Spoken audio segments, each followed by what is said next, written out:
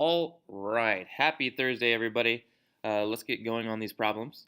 Before we get started, I want to remind you guys that it's really important that you understand how we do these problems and not just the answers. I see a lot of people kind of skip to the end and just try to copy down the work. That does you absolutely no good for tomorrow's test. All right, so make sure that as we go through these problems that you can replicate this tomorrow. Okay, problem one. Sandy is riding her moped through a park. She travels with the velocities shown in this graph. The three segments of the graph are labeled A, B, and C. Part A, construct a motion diagram in the space below that shows Sandy's motion for the entire 8 seconds. Alright, before we can even think about the motion diagram, we have to look at this graph and decide what is happening in this motion. Now, the first thing you should look at on a graph, guys, is this label right here. What type of graph is it? This is showing you the velocity of Sandy. So a lot of you are really stuck in position graphs, and you see a straight line, so you set a constant speed, you see a flat line and you thought she stopped, and you see a line going down, you think she's going in a negative direction. That would be true if this was a position graph. Since it's a velocity graph, Sandy is starting with a velocity of 0. She starts from rest. She speeds up for 4 seconds, speeding up, speeding up, speeding up. She reaches a speed of 12. She stays at a speed of 12 for a while, keeping a constant speed, and then slows down to a speed of 6, always moving in the positive direction. Speeding up, constant speed, slowing down. All right, so let's make a motion diagram to replicate that. So we have our straight line, it's our axis. On that axis, you need to label where your 0 is, and we need to label it an X for position. That's a point already. And then we need to make our dots. Okay, so it's going to start from a position of 0. During segment A, she speeds up. So we make our dots close together, and as time goes on, they get further apart. For segment B, she keeps a constant speed of 12. So on your motion diagram, during this segment, I'm going to make my dots evenly spaced. So for all those segments, they're about an equal distance apart. Then during segment C, at the very end, she starts to slow down. So at the end of this motion diagram, now my dots are actually getting closer together. There we go. All right, you have dots, but now you need arrows to connect those dots. So I'm going to start here at 0, making arrows going in the positive direction because her velocity was always positive.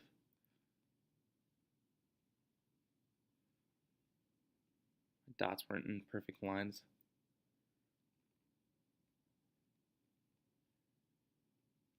Great. Okay, and then we also need acceleration arrows. So above each of these dots, you need to decide, is the acceleration positive or negative? So for part A, while it's speeding up, the rule is if something is speeding up, the acceleration arrows go in the same direction as the velocity. So all these acceleration arrows on top are pointed also in the positive direction. Okay, at the end, we're slowing down. So at the end, the rule is if it's slowing down, the acceleration must be opposite of the velocity.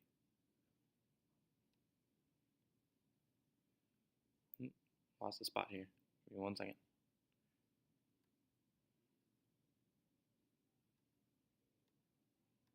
Okay, so at the end, our acceleration arrow is pointed this way.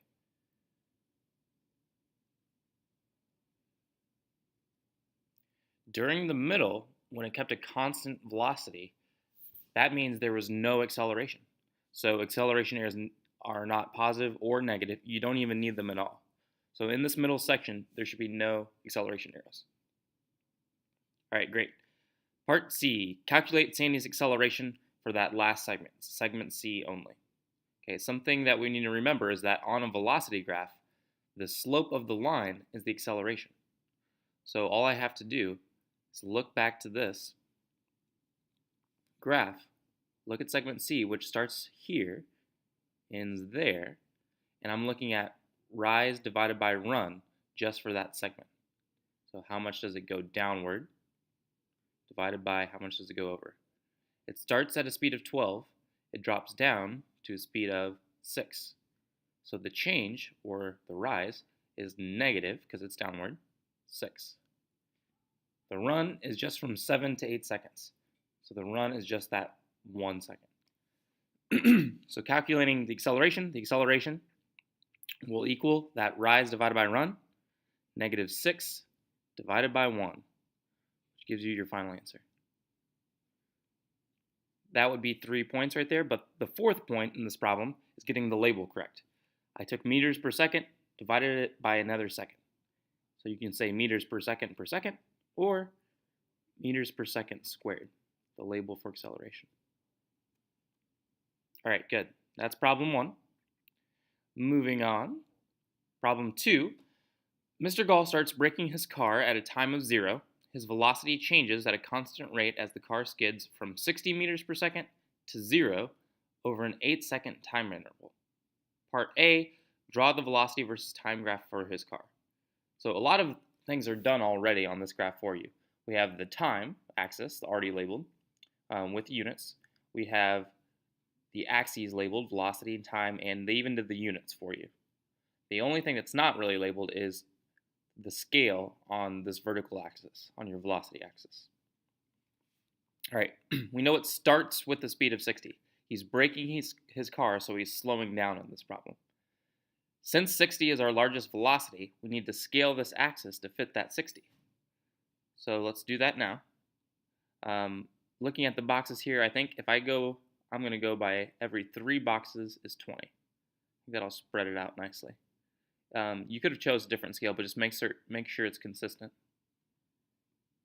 So that puts 60 right here. Okay, good. It starts with the speed of 60. So at a time of 0, I know I'm starting with this speed. And in 8 seconds, it drops to a speed of 0. It slows all the way down. So we're looking at from 60, it's slowing down to a speed of 8. So your velocity graph should be that straight line that connects those 2 points. It's a straight line connecting 60 down to a speed of 0 in 8 seconds. That's your velocity graph. Those are your 2 points. For part B, calculate the acceleration of the car. Show your calculation in detail. Once again, calculate the acceleration on a velocity graph. It's the slope of the line. So on that line, the rise was downward again, so it's negative. It drops to the full 60. Negative 60 is our rise, divided by our run, which is to 8 seconds. So that's a positive 8. So our acceleration, rise divided by run, negative 60 divided by 8. Put that in the calculator. Negative 60 divided by 8 gives you that final answer. That would be negative 7.5.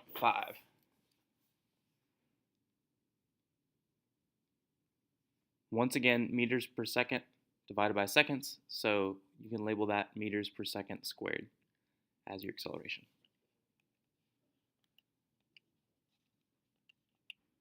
All right. The next part to this problem, describe 2 methods to calculate the distance traveled by the car. Okay, on a velocity graph, if we have a velocity graph like we just made, to find distance, we've talked about it's the area of the shape. So that's one method I'm going to write. So one method would be to find the area of shape formed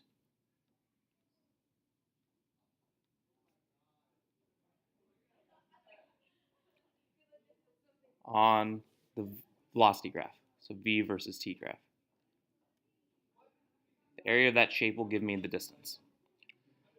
Another method, distance, is delta x, and we have an equation for that. So you could also use equation number 2 on the board, our second motion equation. Equation 2 gives you an equation for delta x, which is distance. Use one of those methods to calculate how far the car skid in 4 seconds. So not the full 8 seconds, but just the first 4. So if you were using one of these methods, if you're using the area method, you'd want to do the area just up to that point. So it'd end up being a box and a triangle that you add together. Okay, I'm actually going to use equation number 2, so you guys can see that as well. So equation number 2 on the board, velocity initial times time plus 1/2 acceleration times time squared. Looking at this graph, we should know all of those. So we start to plug in. Delta x equals velocity initial. Velocity initial is starting at a speed of 60. We have 60 multiplied by the time that it's moving.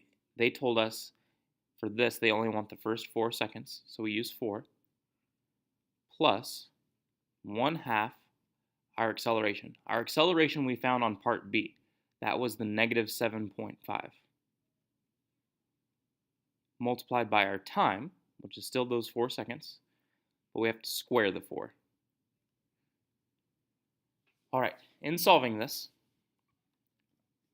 you're going to have the left and the right side. So 60 times 4 gives you 240. The first thing you have to do to solve this right side is to square the 4. So you have 1/2 times a negative 7.5 times 4 squared, which is 16. Okay, what this becomes, I'm going to leave the 240. Since this is a negative, you're going to end up subtracting the left side. So you multiply these 3 numbers together, and you end up getting a 60. When you multiply 1/2 times negative 7.5 times 16, you end up with a negative 60. So your final answer, 240 minus 60, gives you 180. This is only a distance, so the label would be meters. So delta x is 180 meters, which should be the same answer you got if you found the area of those two shapes.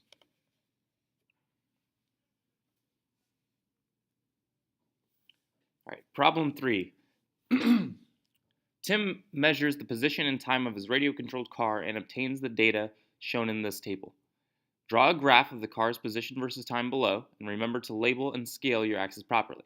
Include units, plot the points, and draw the line of best fit through the data.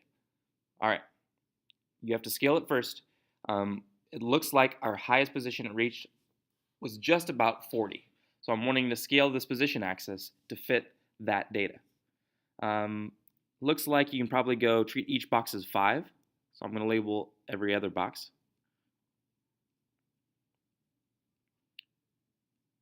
Once again, you don't have to use the exact same scale, but you do want to make sure that your scale matches your data. And time, we get to 7 seconds. We don't have too many boxes to work with, so you'll probably just want to go by treating every box as a second.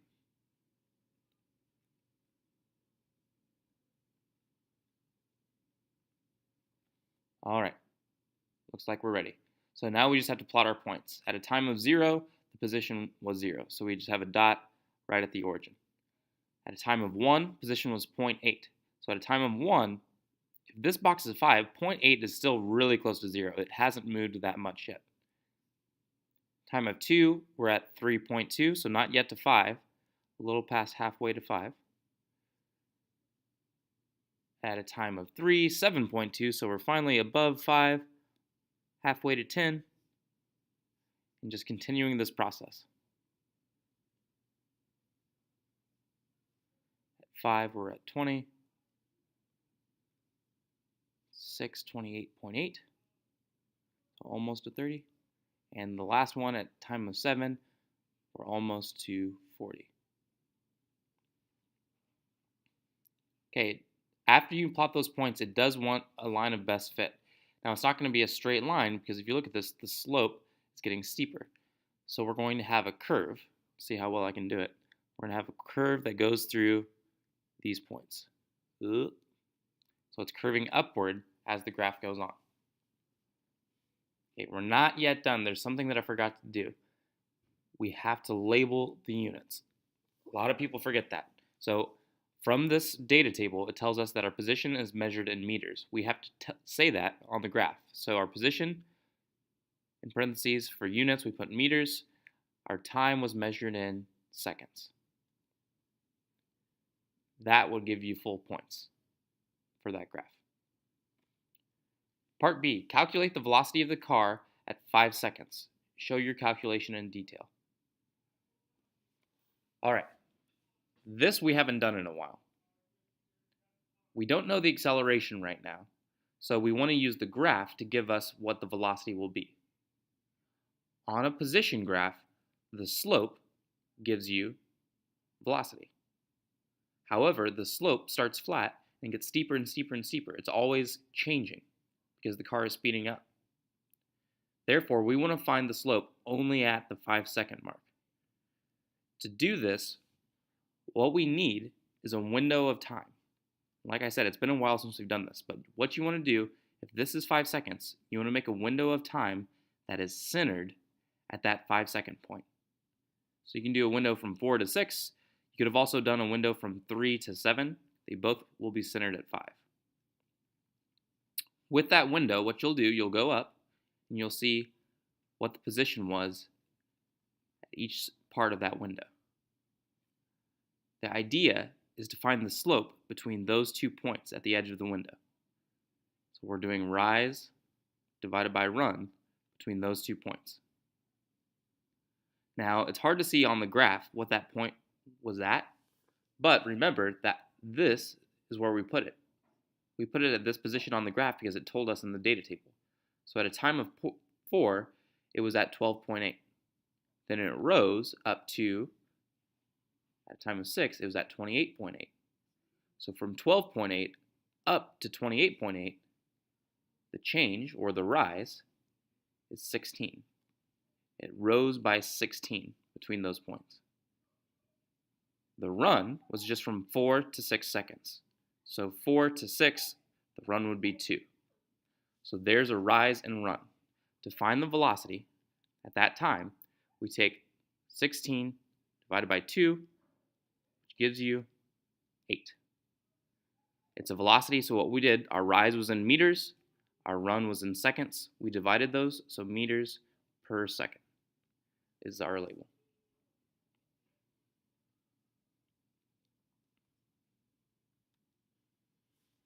Okay, our next problem. A spaceship is landing on the moon. Its distance from the surface is shown in the position versus time graph. So looking at this, it's going down, it's getting closer to the surface, and that slope is flattening out. Part A, verbally describe the ship's position, time, motion, include the starting point, direction of motion, and information about velocity and acceleration. All right, so let's just do it in order here. Starting point. So that's position initial. There's no numbers on this graph, but we do see that it's starting up here. It's above 0. So what we can say about the initial position is that it's positive. It's above 0. Direction of motion. From that positive position, it's going downward. It's getting closer to 0. So downward on a position graph, that would be our negative direction. So for direction, I'm just going to say that it's going negative.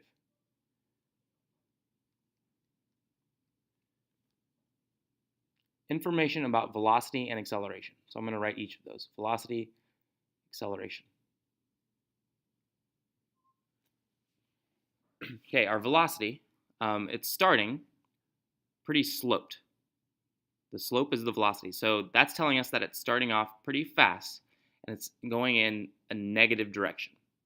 As time goes on, this slope that is negative, it starts to flatten out. And by the end, it's pretty flat. So our slope, or our velocity, is negative because it's sloped downward. but it's decreasing. It's flattening out, meaning the object is slowing down.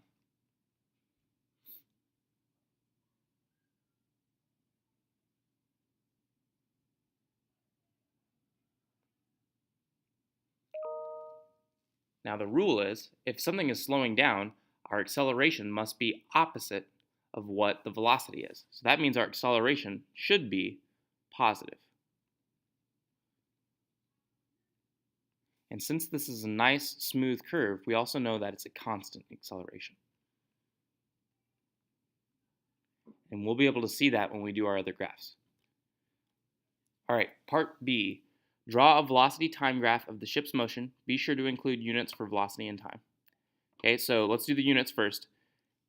This was in meters, this was in seconds, so our velocity will be meters per second, like it usually is. Our time, still measured in seconds. So don't forget those labels. Okay. We have to make a velocity graph that matches this one. This slope starts negative. It starts from a positive position, but the slope is negative. That's telling you that your velocity begins negative. As time goes on, it flattens out. By the end, it's completely flat, which means it's slowed down to a speed of 0. So our velocity graph should start negative, and as time goes on, it flattens out, so that means it's getting closer to that speed of 0. This velocity graph matches that position graph. For acceleration, we still need our units, so the units would be, for acceleration, meters per second squared, and for time, still seconds. The slope of this graph tells us what the acceleration is. So the slope of our velocity graph, it's positive, it's going upward, and it's constant, just like we wrote, positive and constant. So our acceleration, we need to show a positive, starts up here, constant, so a flat line, positive, constant acceleration. This matches those graphs now. Okay, here we go.